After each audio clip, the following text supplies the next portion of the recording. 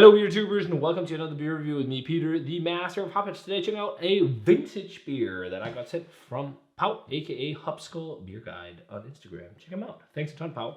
He sent me some beers and one of them is this one, which is like really old money Danish beer. So this is from Nørrebro Bryghus. Some of you might never have heard of Nørrebro Groseille, but Nørrebro Groseille were one of the early pioneers in the craft beer scene. They got quite famous because they had some very prolific brewmasters there, and one of them, the original brewmasters, was Anders Kissmeyer, who later formed Kissmeyer Beer, who later sold his brand to Royal Unibrew and became part of Royal Unibrew. He was originally from Carlsberg. And then there was Sean Hill. Sean of Hill Farmstead fame. Yes, he was a brewer in Denmark before he moved on to the States to found Hill Farmstead. And he brewed at Nørrebro Bryghus in Copenhagen. He, I think, also started Grassroots actually before he opened Hill Farmstead, doing some collab with some of his European friends. That was kind of the idea, I think, originally. Correct me if I'm wrong. But back then, Nørrebro Bryghus, because he was there as well, I guess, were putting out all kinds of crazy stuff. There was a lot of mega collabs. They did like Little Courtney Ale. They did Mikkel's Monster. I remember collab with Mikkeler. There was the Islay Barrel something, a stout. There was a Stoutsberry sour beer. They did a few sours, and they came out in this format. And that's something we were probably never going to see from this brewery again, ever, because they tried with a few. They actually tried to come back and do some more modern stuff by making a side brand. It's a brewery that's had some turbulent history with like just different change of like brewmasters and things like that, and like ups and downs. And they've done like they opened a production facility and things, I think, and then they started. I don't know I can't remember the exact year, but they did some beer that was especially for the brew pub that was kind of nice. And then they did the stuff for supermarkets, and they started just making like whatever supermarket beers that were just a bit like whatever. And then they started a brand called Braw, which was a side project where they're doing really cool, fun stuff, much more modern beer. Where their newer brewmaster, who's not there anymore, did like a lot more modern, cool stuff. But now they are bought up by Royal Unibrew. They bought them not too long ago, so I'm thinking we can say bye bye to all this stuff. I think they even made a small nano brewery at Reffen, but I'm not sure. Who knows? I mean, Royal Unibrew has been all into trying to be craft. If you don't know it, it's like the second biggest conglomerate brewer in Denmark, and they're quite big as well. They are outside of Denmark. They are all over Scandinavia, and they own a lot of brands. They own the rights to brew like Heineken in Denmark. Prior to that, I think they just imported it, but they own lots of house name breweries and big brewery or house name like regional breweries. A lot of people have like in Denmark. There's a big thing like in Odense you drink Albani. In Denmark in Aalborg back in the day you drank Urban. Thor you drank around the Randers area, I think.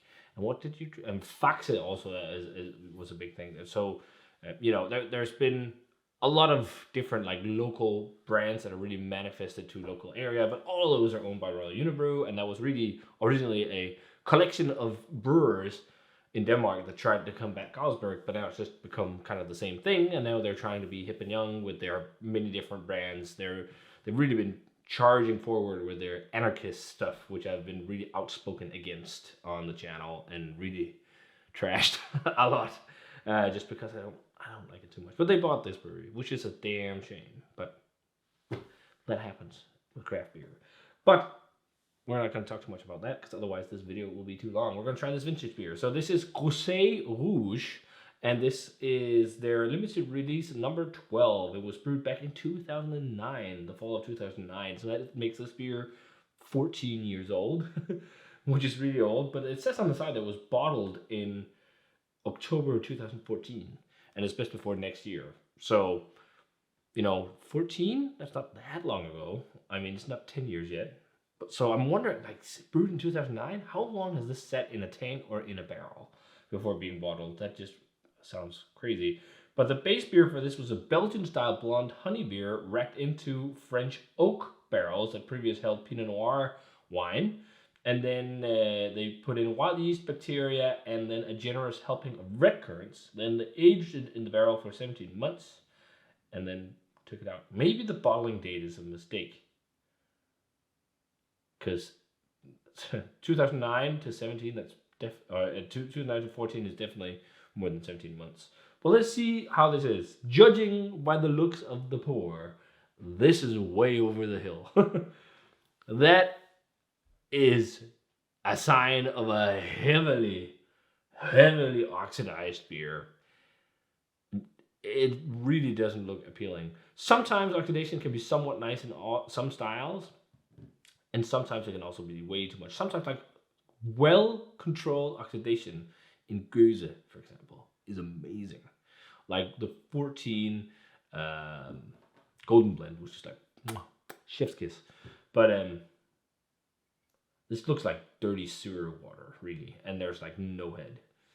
So, and I can smell heavily oxidized nuances from here. But let's try and keep it positive and check it out. Yeah, this is way over the hill. This is done. This is done. But this will be a schooling in aging beer too long then. It smells like a mixture of sherry, wet cardboard, and dead yeast. It almost smells a bit like Marmite or soy sauce.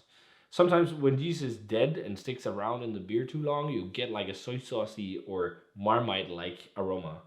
Like savory. And I'm not smelling much of red currants, but I'm smelling a bit of oak and vanilla. And then loads of fusel alcohol, actually. But it's only 8%, which is also weird. 7.2%. But there's like a slightly fusel alcohol thing. Or rubbing alcohol. It smells so over the hill. It smells so over the hill. Let's just try it. Cheers. I thought that it's going to make for a fun experience nonetheless. But judging by the aroma, I don't think I'll be drinking more than a few sips of this.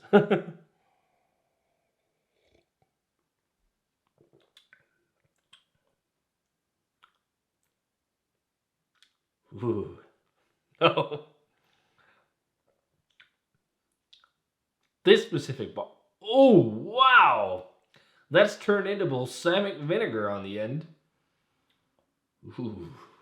Ooh. This is really bad. This is fucking terrible. Ooh. Let's try it. I have to try and describe some flavors here I'm pulling. The cap is also weird looking, really rusted. It's so vinegary. So vinegary. Like it almost burns your throat. It's like really balsamic vinegar heavy with some kind of brown sugar flavor and like dusty old, almost like moldy. It's like really old, weird, like wet wood. Like almost like if you've left wood to rot in water, and it's like you can just crackle it in your hands, like that was. It's almost. I haven't eaten that, but it's like the aromas you get from something. It feels like because it's quite woody too, and it was also like a woody oxidation. It feels a bit like chewing on like dead wood, and then with like a weird savory Marmite soy dead yeast thing. This is one of the fucking worst things I've put in my mouth in a long time from the beer world. That was supposed to be good at one point. This is why we gotta be really careful with aging beer, because this might happen. Like, this is really not nice to drink at all. Like, I don't want to rate this. Like, this would be like a 0 if I actually had to rate it. Almost, I can't get. Well, I can, because everything is wrong with this in terms of turning to vinegar and oxidation and everything. There's no redeeming quality at all. I'm just taking sips to try and explain things to you guys. It's so oxidized, man. Ugh.